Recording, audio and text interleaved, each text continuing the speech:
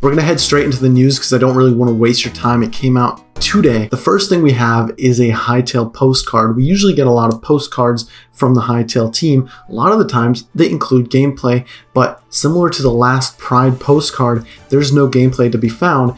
It is a Halloween postcard drawn by Righteous Pebble. And if you didn't know, Righteous Pebble actually used to be a community fan artist, so it's kind of cool to see a fan member turn into the Hytale team. But what we have right here is we have 3 adventurers sitting around a campfire telling spooky stories. Now, if you notice the smoke that emits from the fire, it is very, very ominously close to what Varen looks like. So some speculation can be put around there.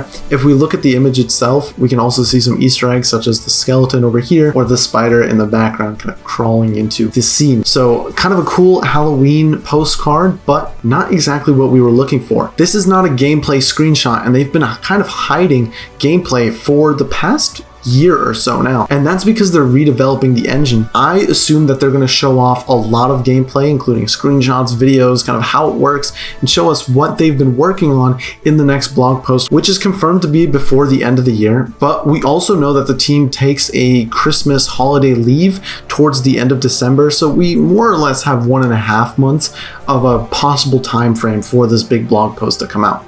But there's more things that happen. The last blog post that came out was kind of empty. It was more of a call to action to be like, hey, we are hiring, we need a lot of people. And back then in the summer, there were over 20 job postings available on the site. As of a few days ago, we are down to only 7 jobs. So it means that they're rapidly hiring, which is a good sign that they're getting the positions filled that they need, and they can finally grow to finish the game that they're looking to make. Another bit of news that came out was actually a data mine, or someone just finding files from the Riot launcher. The Riot launcher got a bit of an update, and this was one of the things that was included. A lot of the new icons, for example, Wild Rift, Runeterra, Riot Mobile, whatever. And then we have the League of Legends Riot Client, but there was also an unknown product right here. That was the name of the file. If you look at the comments, there are a lot of people being like, Hytale, is this Hytale?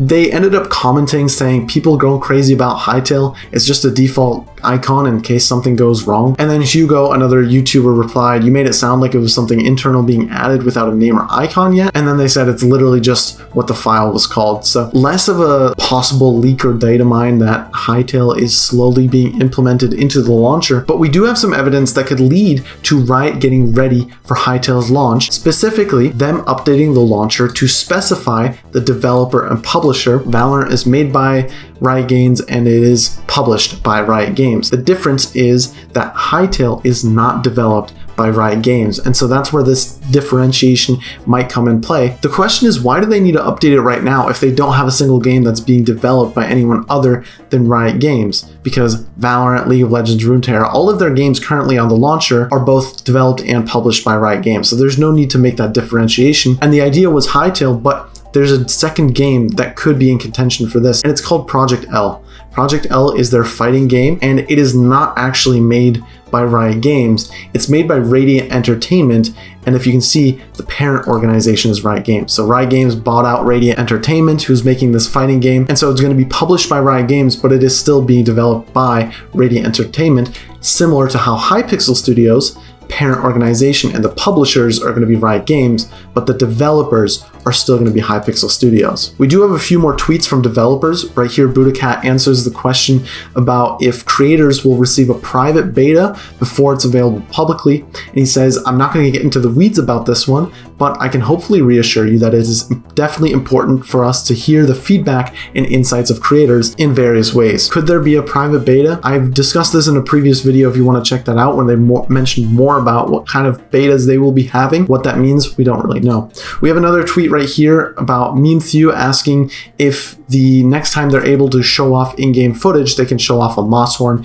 And Buddhacat says, when we're ready, I'll be the first to try to make this happen, because like I said, they haven't shown off any gameplay footage. They're probably saving it for the new engine showcase in the next blog post. And if you guys don't remember what a moss horn looks like, there it is on the screen right now. Let me know if you like moss horns or not. It's kind of a big debate in the community. I'm kind of indifferent about it, but I have a friend who definitely doesn't like them. We have another tweet where I asked about inventory management, because we know there are a lot of blocks within Hytale, and kind of organizing all of that is going to be tricky. And John added that absolutely, including the unique challenges of different game modes, adventure versus creative being a big one. That's something that the developers are going to have to figure out, because even if you just look at a single screenshot, the amount of foliage on the ground is so expansive that you could fill up your entire inventory with just different types of leaves, flowers, and grasses. Then there's a question down here about tameable mobs or buildable constructs, and John Hendricks says he likes both of those. I'd like even a tameable construct. What does that really mean? I don't know. Maybe more of like an iron golem or a snow golem, similar to what you would see in Minecraft, where you can kind of build them and they're your friend. Canadian Flash asked about the bookshelves as they have different colors. He was wondering if there is going to be a UI to store bookshelves.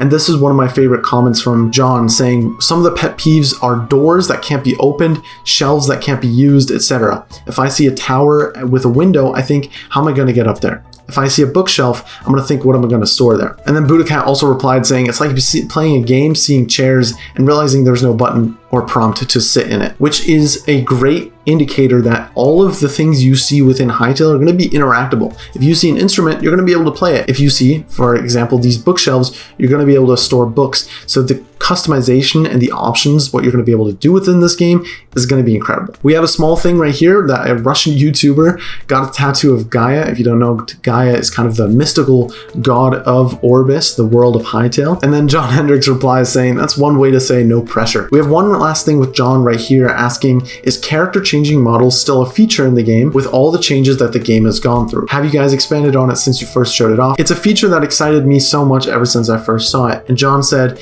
yes, being able to change your player model is still an important part of creative play and a fun feature to work into adventure and competitive experiences. Let me know what you think about this new style of video. I just wanted to get this information out as fast as possible, and so therefore it's going to be a little less editing and more direct news. And if you don't want to miss what the new blog post has to say, especially featuring the new engine, make sure you subscribe so you don't miss anything.